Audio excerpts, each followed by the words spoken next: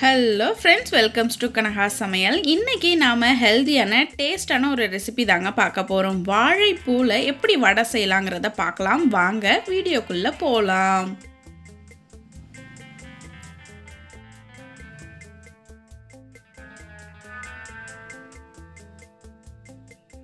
நான் இப்போ ஒரு எண்ணெய் சட்டியில தண்ணி ஊத்தி வச்சிருக்கேன். அது லைட்டா சூடானதும் அதுல நாம மஞ்சள் தூள் சேர்த்துக்கலாம்.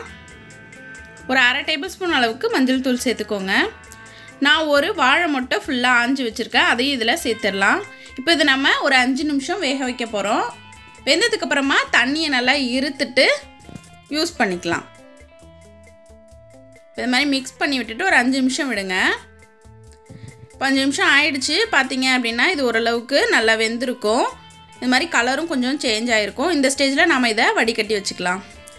இதில வந்து பாத்தீங்க அப்படினா 1 கப் கடலைப்பருப்பும் 1 கப் வந்து துவரம்பருப்பும் நான் ஊற வச்சு எடுத்து வச்சிருக்கேன். இது வந்து பாத்தீங்க அப்படினா ஒரு 1 மணி நேரம் இல்ல 1.5 மணி நேரம் நல்லா ஊற வச்சு எடுத்தீங்கன்னா கரெக்ட்டா இருக்கும். தண்ணி எல்லாம் இருத்திட்டு எடுத்துர்க்கேன். இதில வந்து ஒரு 4 மிளகாய், ஒரு 5-6 பல்லு பூண்டு, தேவையான அளவுக்கு உப்பு சேர்த்துக்கோங்க.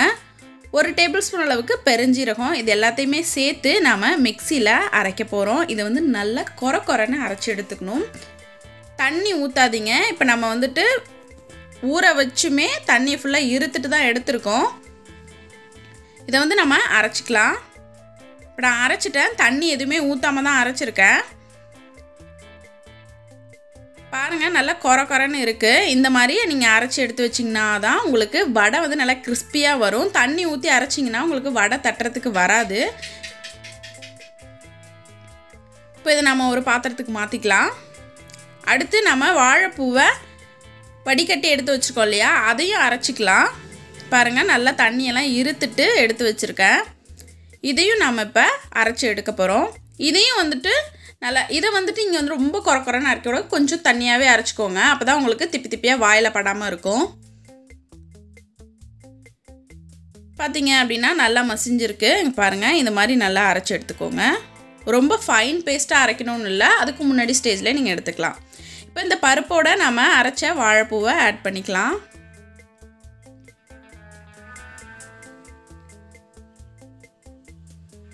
ஃபுல்லா எல்லாத்தையும் mix பண்ணியாச்சு. இதுக்கும் நான் தண்ணி ஊத்தல. தண்ணி ஊத்தாம அரைக்கிற வரைக்கும் தான் உங்களுக்கு நல்ல திக்கா இருக்கும்.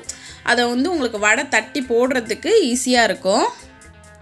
இப்ப பருப்பையும் இந்த வாழைப்பூ மிக்ஸையும் நல்லா mix பண்ணிக்கலாம். எல்லாத்தையும் ஒண்ணா சேர்த்து இந்த மாதிரி mix பண்ணிக்கோங்க.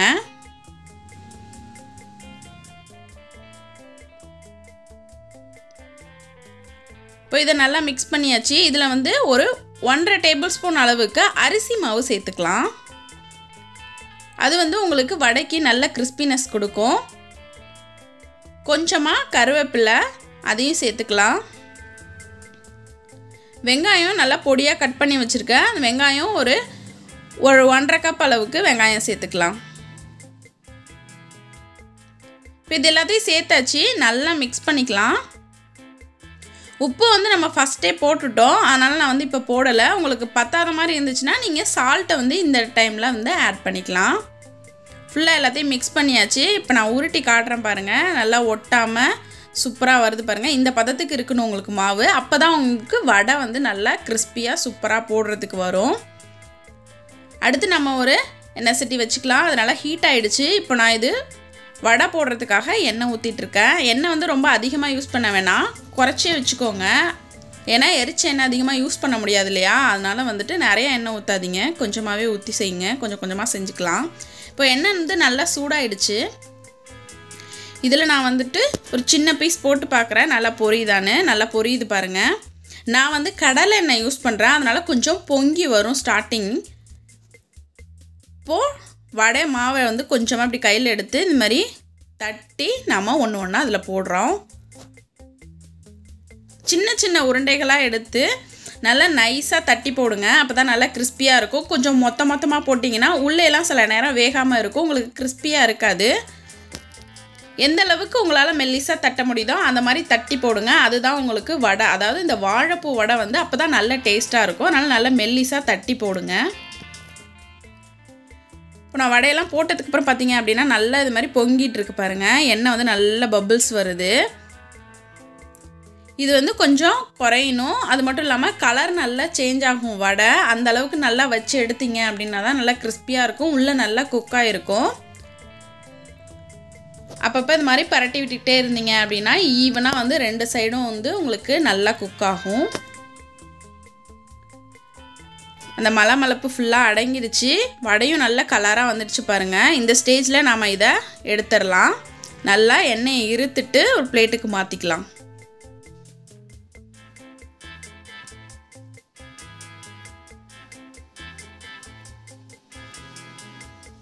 பார்த்தீங்க அப்படின்னா வடை வந்து நல்லா ரெடி ஆகிடுச்சு. இப்போ நான் இது வந்து ஒத்த கையிலே தட்டி போட்டேன். சில பேருக்கு வந்து ஒரு கையிலே எல்லாத்தையும் போட முடியாது. இப்போ நீங்கள் 2 கையில் தட்டினா இந்த மாதிரி நல்லா ப்ரெஸ் பண்ணி இன்னொரு கையில் வச்சு நல்லா ப்ரெஸ் பண்ணி அதுக்கப்புறமா எடுத்து போடலாம். அது வந்து இன்னும் உங்களுக்கு ஈஸியாகவே இருக்கும். பழக்கம் இல்லாதவங்களுக்கு 2 கை யூஸ் பண்ணி போடுறதுக்கு இந்த மாதிரி போடுங்க. இந்த மாதிரி நல்லா ப்ரெஸ் பண்ணி விடுங்க. எவ்வளோ மெல்லிஸாக வருது பாருங்கள். இந்த மாதிரி நீங்கள் போட்டிங்க அப்படின்னா சூப்பராக வரும். மாவு வந்து கொஞ்சம் கொஞ்சமாக சின்ன சின்ன உருண்டைகளாக எடுத்து நல்லா ப்ரெஸ் பண்ணி மெல்லிஸாக போடுங்க. அப்போ தான் வந்து நல்லா வடை கிறிஸ்பியாக டேஸ்ட்டாக இருக்கும். இப்போ ஃபஸ்ட்டு நம்ம ஒரு ஷிஃப்ட்டை எடுத்துகிட்டு அடுத்து 2வது தடவை போடும்போது சீக்கிரமாகவே உங்களுக்கு குக் ஆகிடும். அதனால் மீடியமாக வச்சுக்கோங்க அடுப்பை.